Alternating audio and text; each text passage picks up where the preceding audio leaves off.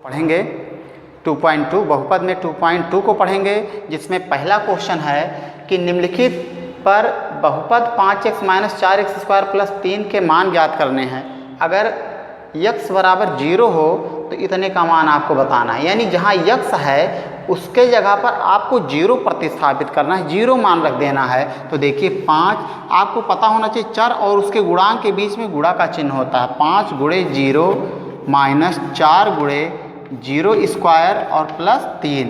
5 में 0 का गुणा करेंगे 0 आएगा, 0 का स्क्वायर 0, 0 का 4 में गुणा होगा 0 और प्लस 3। अब 3 में 0 जोड़ें या घटाएं, इसका वैल्यू कितना आएगा?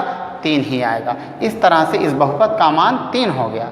अब अगला है x बराबर -1 अगर रख देते हैं तो इस बहुपद में ही हम रख रहे हैं। देखिए 5 गुणे x के जगह पर -1 माइनस 4 गुणे x के जहाँ पर -1 स्क्वायर और प्लस 3। 5 का गुणा -1 में करेंगे -5। अगर स्क्वायर हो रहा हो और यहाँ भी ऋण हो तो पहले स्क्वायर आप करें तब ये गुणा करें। -4 गुणे ऋण 1 का स्क्वायर करेंगे धन 1, ऋण का स्क्वायर करते हैं तो धन हो जाएगा, यानी कि यहाँ ऋण रहे और घात 2 4 6 8 10 12 सम बार हो तो धन में होगा। अगर ही घात 1 3 5 7 9 11 होता तो यहाँ मान ऋण में होता, तो 1 आ गया और प्लस यहाँ कितना है 3। ऋण 5 और ऋण 4 का गुणा 1 में करेंगे ऋण 4 और प्लस 3। 5 कर्ज हैं, 4 और कर्ज हो गए, अब 9 कर्ज हो जाएंगे प्लस 3। ये बराबर कितना हो गया भाई? 9 कर्ज हैं, 3 जमा कर दी तो हम 6 कर्ज रह जाएंगे। ये हो गया इसका आंसर। अगला x बराबर 2 रखने पर, x बराबर 2 रखने पर इसी बहुपद में रख रहे हैं। बहुपद को यहाँ ले लेते हैं। 5x - 4x square plus 3। 5 गुणे x के जगह पर 2 माइनस 4 गुणे x के जगह पर 2 स्क्वायर प्लस 3। 5 दूना 10, 2 का स्क्वायर 4, 4 तियाँ 2 का स्क्वायर 4 चौके 16 और प्लस 3। 10 और 3 13, धनात्मक 1 में जोड़ दिए -16। अब 13 हमारे पास प्लस है, 16 कर्ज हैं, तो चूँकि हमारे पास कम है और कर्ज ज़्यादा हैं तो 3 कर्ज रह जाएंगे। ये तीनों आंसर हो गए। ओके, क्वेश्चन नंबर 2 को देखिए। प्रत्येक बहुपद के लिए P0, P1 और P2 का मान आपको ज्ञात करना है। बहुपद आपके सामने है, Py बराबर y square minus y plus 1। अगर बहुपद में y है तो यहाँ पर हम y ले लेते हैं, x है तो x ले लेंगे। अब P0 का मान निकालना है। आप तुरंत समझ गए होंगे Py बराबर इतना है और P0 का मान निकालना है तो y के जगह पर 0 हमें रखना होगा। जैसा कि पीछे हमने पिछले क्वेश्चन में x का मान रखा, तो y के यहाँ पर 0 रखेंगे। 0 स्क्वायर माइनस 0 प्लस 1, 0 का स्क्वायर 0, अब 0 घटाएं या ना घटाएं प्लस 1, इसका मान कितना हो गया? 1 हो गया। अगला हमें P1 का मान निकालना है।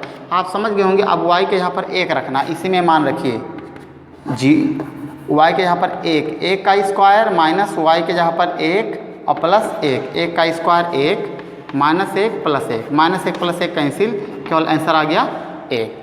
अगला है हमें P2 का मान निकालना है।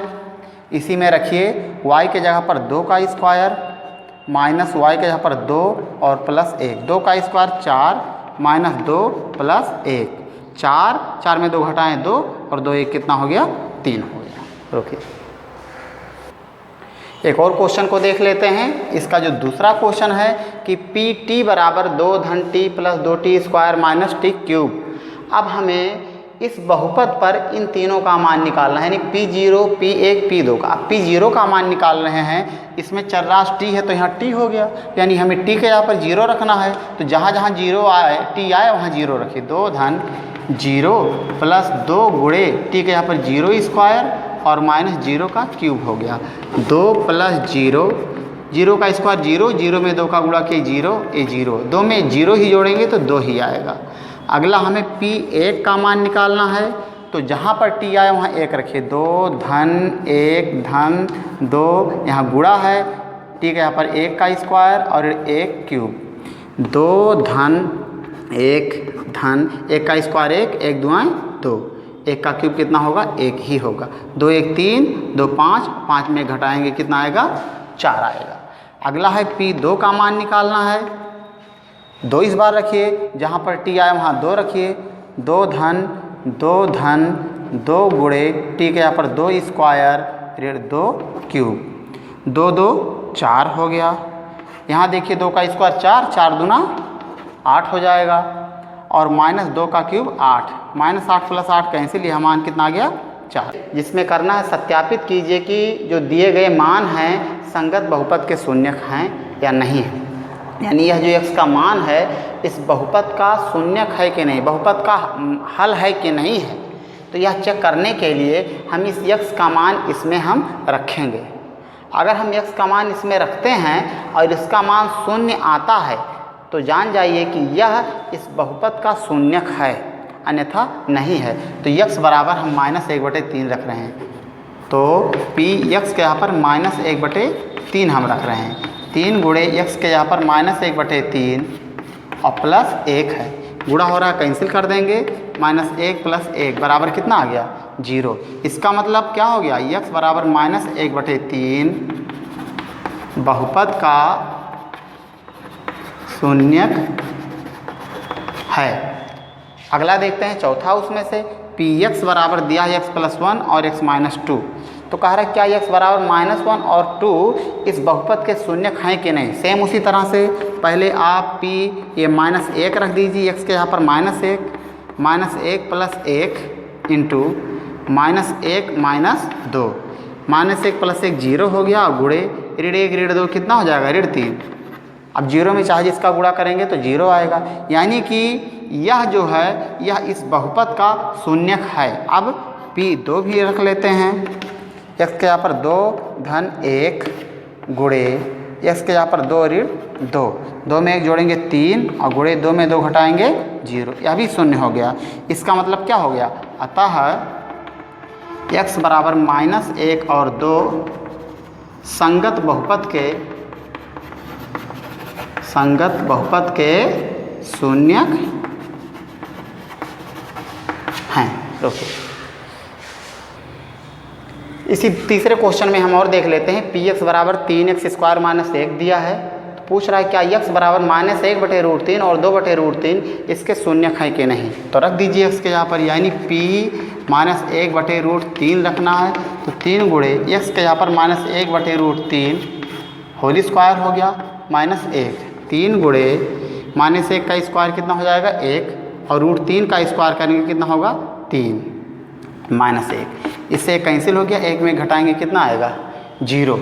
इसका मतलब हो गया यह इस बहुपद का शून्यक है। अगला हम क्या रख ले रहे हैं 2/√3, p 2/√3 बराबर हो जाएगा, इसी में रखिए मान 3 गुणे x के यहाँ पर 2/√3 होल स्क्वायर -1, 3 गुणे 2 का स्क्वायर 4, √3 का स्क्वायर 3 -1, इससे कैंसिल हो गया, 4 में घटाएंगे 3। इस बार देखिए शून्य नहीं आया है, इसका मतलब हो गया, इसलिए x बराबर 2/√3 बहुपद का शून्यक नहीं है। और यहाँ पर जो x बराबर -1/√3 था यह बहुपद का शून्यक है। अगला इसमें लास्ट जो है px बराबर LX + m, तो x बराबर -m/l इसका शून्यक है कि नहीं। तो x के यहाँ पर कितना रखेंगे -m/l, l गुणे x के यहाँ पर -m/l प्लस m, l से l कैंसिल हो गया, -m प्लस m आ गया, ये 0 आ गया। इसलिए x बराबर -m/l जो है ये बहुपद का शून्यक है। लास्ट क्वेश्चन है कि निम्नलिखित स्थितियों में से प्रत्येक स्थिति में बहुपद का शून्यक ज्ञात कीजिए। पिछले बार हमने चेक किया बहुपद का शून्यक है कि नहीं है, इस बार हमें बहुपद का शून्यक निकालना है। शून्यक अगर आपको ज्ञात करना है तो इस बहुपद का मान 0 आप पहले मान लीजिए, यानी कि px बराबर x-5 दिया है तो पहले px बराबर 0 मान लीजिए। तो चूँकि x + 5 बराबर हम मानेंगे 0 और x बराबर कितना आएगा -5, ये बहुपद का क्या हो गया शून्यक। चेक करना होगा तो इसको इसमें रख देंगे, 0 आ जाएगा। यहाँ पर भी चूँकि 3x - 2 बराबर 0 है, 3x बराबर -2 जाएगा +2, x बराबर 2/3। यहाँ देखिए, यहाँ भी ऐसे करते हैं, cx + d बराबर जीरो लेते हैं। यहाँ लिखा सी जीरो के बराबर नहीं है और सी डी संख्या है, केवल यह चर राशि है। सी अगर जीरो के बराबर हो जाएगा तो ये बहुपद बनेगा नहीं, ये कैंसिल हो जाएगा। तो सी एक्स का वैल्यू निकालना तो सी एक्स बराबर प्लस डी आएगा माइनस डी, एक्स बराबर माइनस डी बटे सी हो जाएगा। ये आपका आंसर हो गया। इस तरह से यह शून्यक और यह शून्यक और ये आपने शून्यक प्राप्त किया। तो आज के लिए इतना ही, अगले वीडियो में हम फिर मिलेंगे, तब तक के लिए धन्यवाद।